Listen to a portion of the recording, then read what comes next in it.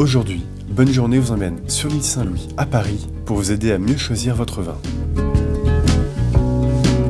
Bonjour, je suis Olivier Thienot, je dirige l'École du Vin. L'École du Vin est un organisme de formation et nous donnons des cours de dégustation pour amateurs et professionnels. Les bons vins sont-ils forcément chers?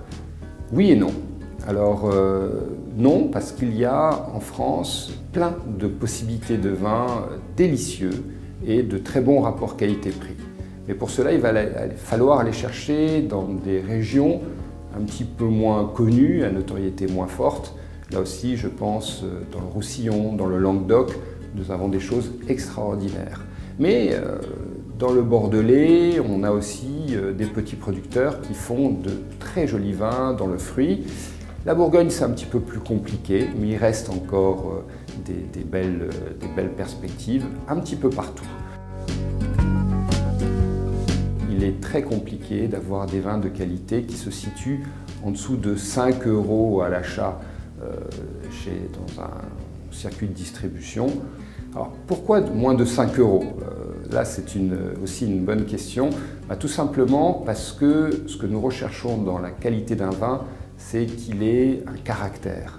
Pour que ce vin ait un caractère, il faut qu'on ressente son cépage, son terroir et la patte de la personne qui l'a élaboré. Et pour cela, il faut que ce soit un peu artisanal.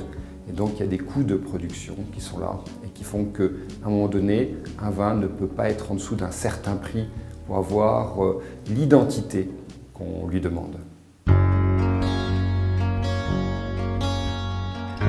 Et d'ailleurs, les grands vins, parfois, ne nécessitent que des choses très simples en accompagnement. Pourquoi? Parce que tout simplement, ils vont avoir des arômes, un goût particulier, ils vont nous amener une sensation, une émotion particulière. Et donc, nous devons être concentrés sur cette émotion et ne rien avoir qui nous dévie de cette sensation. Et donc, on se concentre sur eux et rien qu'eux. Quel vin doit-il être mis en valeur? Eh bien, nous allons plutôt conseiller de carafer les vins rouges, jeunes.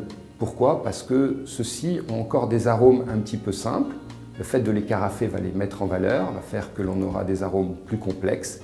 Et puis, ils ont tendance, de temps en temps, à être un petit peu tanniques, c'est-à-dire à nous donner de la rugosité en bouche. Cette rugosité va se patiner, cette rugosité va nous paraître moins évidente avec le carafage. Donc le carafage, oui, à condition que ce soit plutôt un vin rouge jeune et un peu tannique. Et là, tout simplement, on a fait un geste qui met en valeur notre vin.